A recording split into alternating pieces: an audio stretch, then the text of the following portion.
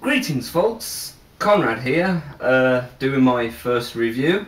You probably may have saw me in the other videos but wondered who that guy is. Well, now I'm here.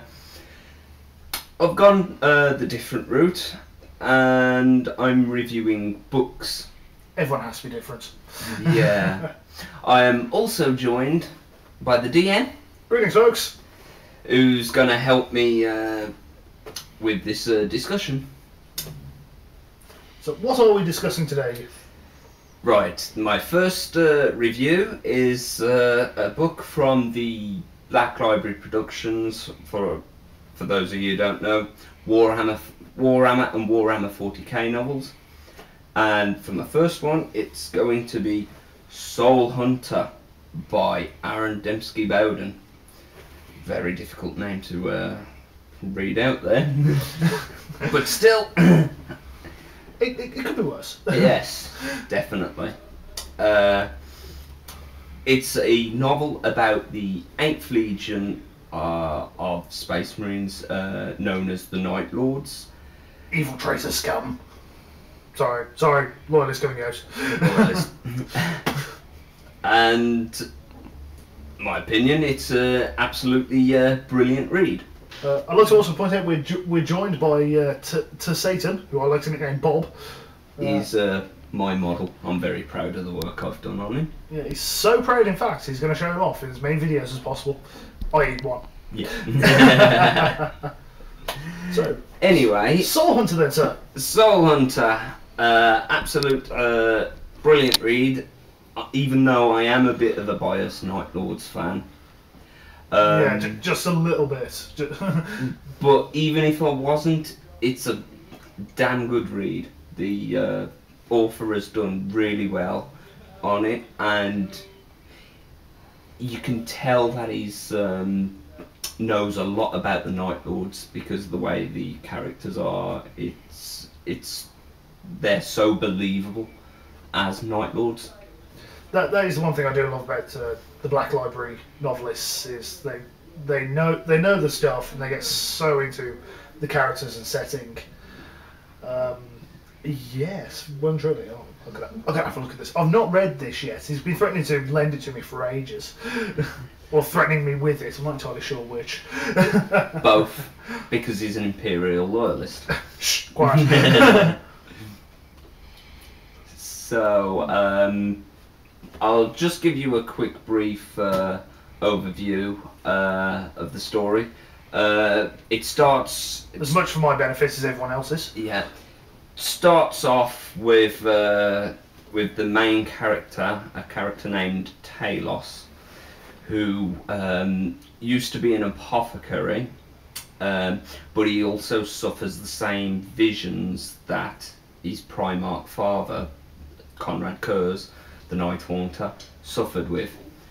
Starts off with him having a vision, and they then proceed to find a piece of their home planet of Nostromo to pick up an astropath. Now, for those of you who don't know what astropaths are, I'll refer to the DM. Right, an astropath quite normally is a psychic telephone. In no uncertain terms, I believe in this instance you said it was a navigator. That's right. She's born into a navigator household, and obviously they're paying for talents through her house. Well, that was until the Night Lords came for her. It's never a good thing. No. Just like to quickly point out that for those of you not in the know, there is a ton of information out there on the web. If you ever get completely confused on what on earth we're talking about. Yes. Old school 40k fan, older school 40k fan. Well, sort of. I mean, I did start back when... Oh, come on, you still have the 2nd edition codex. Yes. Well, I don't even own those anymore. Like, yes, I did get into it a while ago. yes. But venturing forth... Nonetheless. After they've picked up this astropath, they then get a call into meet up with Abaddon of the Black Legion. Oh, the baddest of the bad guys. Yes. This guy was second only to the Warmaster Horus himself, and still leads this kind of path of vengeance against the brave and loyal souls of the Imperium, defending every... Sorry, loyalist coming out. Of course. Yeah, as you can see, Abaddon is Abaddon. Yeah, he is a bad man. He's a very bad man. He's often referred to as the second War Master because he is like that bad. But anyway, they the Night Lords get a call from him because he's planning an attack on a planet called Kryph Prime in the Kryph system, as a prelude to another one of his Black Crusades. Again, for people, Black Crusade, all forces of chaos joining together to just raid the Imperium. So, very, very harsh times. Yep, rape, pillage, destruction, destroy city. Yes, totally. Bad man. Yeah. It's all good. So I find that quite intriguing because from what I gather, Night Lords don't exactly get along very well with other legions. Yes. Bad or good. The thing with the 8th Legion is, I personally believe they only really joined up with Horus just for the hell of it, just because... Just for kicks. Just for kicks. I mean, Konrad himself was always known as a bit of a rebel, even amongst the Primarchs. And his ways did filter through to the Legion, which, when they started recruiting for the gene seeding process from their own planet and Nostromo, they ended up picking up a lot of criminals, rapists, thieves, and that's when the seeds of corruption spread through the Night Lords, even when they were fighting for the Imperium. So, either a good reason to follow Night Lords or to hate them absolutely. Yeah. Yeah. Depending on your viewpoints, of course. Of course, after the heresy failed, the Night Lords still refused to bow to the whims of the ruinous powers. They are slowly becoming corrupted, though, because of the influence of the Warp and the Eye of Terror, where they now obviously reside. But, of course, it's making them really cynical and hard-bitten warriors. They don't care for the other legions as well, because them finding it very difficult to trust people. Exactly. Trust is a small commodity in the Warhammer universe. Yes, and especially amongst the traitor legions. Fair enough. So anyway, back to this book. So does it follow the entire Night Lords, or is it just a select few characters? Yeah, it follows a select group of characters. The main one, I've mentioned an ex-apothecary called Talos, and he's warband in a ship called the Covenant of Blood. And all I could say about them is they're really well written, really, and the way he's written their interaction with each other is truly believable to a Chaos Legion as well as the Night Lords Legion as well, because they're always at each other's throats. Excellent. They're the brother captain, who is actually the boss man. The boss man, yeah. He's been possessed by a Zenchite demon.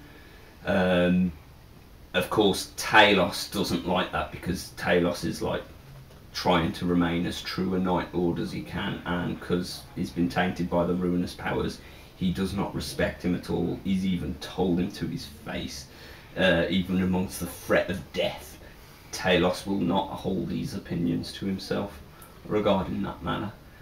It's like working for the worst corporation ever. Yeah. Hi, I don't like you because you've been possessed. Shut up and die. No.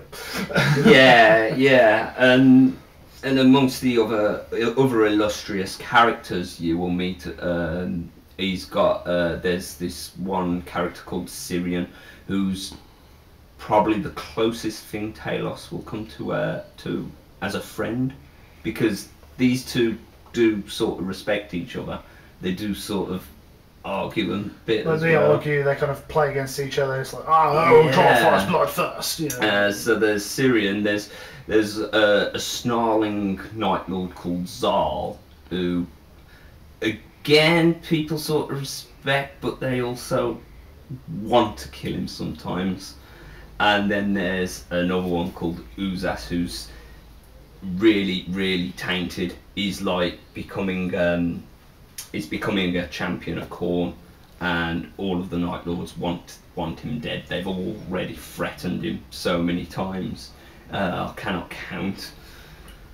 So a ragtag bunch of misfits, angry people, and yes, indeed, it's brilliantly written how they interact and believable. And as the story goes on, it just gets better. It drags you into this world, and makes you want to read more. Because, for example, there's one bit which is just awesome, where they're actually up against a Warhound class Titan. Oh, I see. You a describe it. Warhound class Titan. How do you describe a giant walking wolf pack? A large mechanical construct up on two legs with a wolf-like head. Ironically enough, considering it's roughly about the size of a 30-story block of flats, is somehow stealthy, and it's not exactly nice to be on the end of. Yeah, the weaponry it's got is like definitely anti-everything. Oh, excellent. And there's this one battle where they've Talos and the First Claw and trying to rescue another batch. First Claw, is that like It's first company, first squad? Yeah, it's that type of a thing. The veterans, yeah. Yeah, because Talos is part of the First Claw. He's sort of the leader, but he doesn't want to be. Okay. But him and First Claw have got to try and rescue another company, Seventh Claw, from this Titan, and all they have to go against this Titan is themselves, a Land Raider, big ass tank, Pretty much. and a Thunderhawk, I believe it is. Thunderhawk, yes. Yes, a Thunderhawk. So that's all they've got to go up, and the way it's done is just brilliant, and it just makes you want to keep reading. That's why I like it so much. It's like, excellent. So a good balance between characters, between the setting. I take it it's not all battle. no, there's a lot of breaks, and there's I think I better mention now there are a lot of sub stories within these, because So it's a very deep novel. yes, I mean, the main story is the battle and the events on Crive Prime, but there are other sub-stories that include what happens to the astropath when she gets placed onto the ship. There are also flashbacks to a time when the Night Haunter, that's Konrad Kurz, the Primarch, was still alive, and how he addressed these men. And it just but it doesn't keep jumping, and it's not confusing as I'm making it sound. It's actually easy to follow, because it'll say do one chapter where it leads up to a point, and then at the point it changes to the flashback, so you know what they're on about, realise what's gone on, and then after it reverts back, and it's in a continuous flow. Okay. So it's an easy read, like, but very exciting. It's very involving, very deep. Sticks to the fluff. Does the guy know what he's writing about? Right. This is the problem now with me. See, I don't know some of the stuff, but I know some of the stuff. I think a lot of the stuff in it has stuck to how the Night Lord should be. That's why I say it's very believable for them being Night Lords. But some of the other stuff, I think it might have been the author's own take on things. Okay, so it's a little personal twist. Yeah, but I personally think these little takes of his actually work.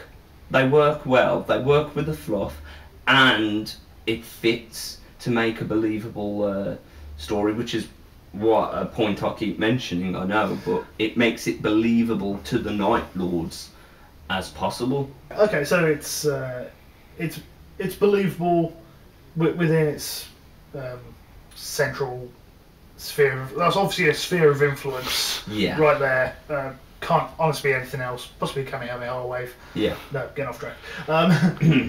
So I believe you have some extras for us there. Yes. Before before I continue on to those extras, I would like to say that this book is brilliant, and I suggest anybody who loves chaos, loves Space Marines, just love the wonderful stories that are made from, written from these authors from the Black Library.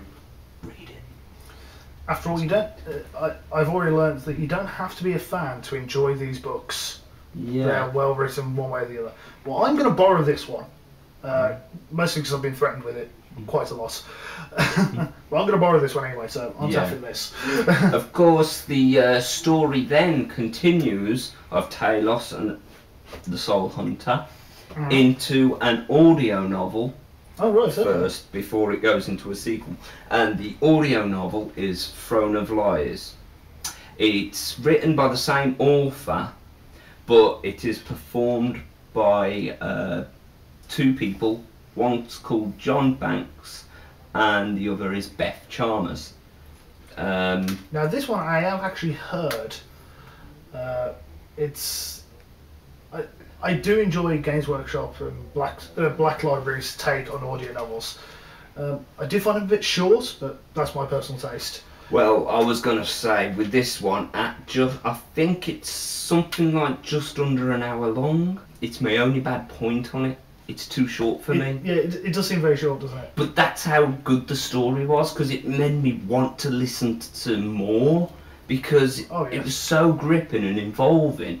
Oh yes, it's just nice every so often just to hear the world, like hear the universe. Oh yes. I know the author writes quite atmospherically, but to kind of hear it in audio terms is wow. Just the clunk of power armor across metal floor. Yeah.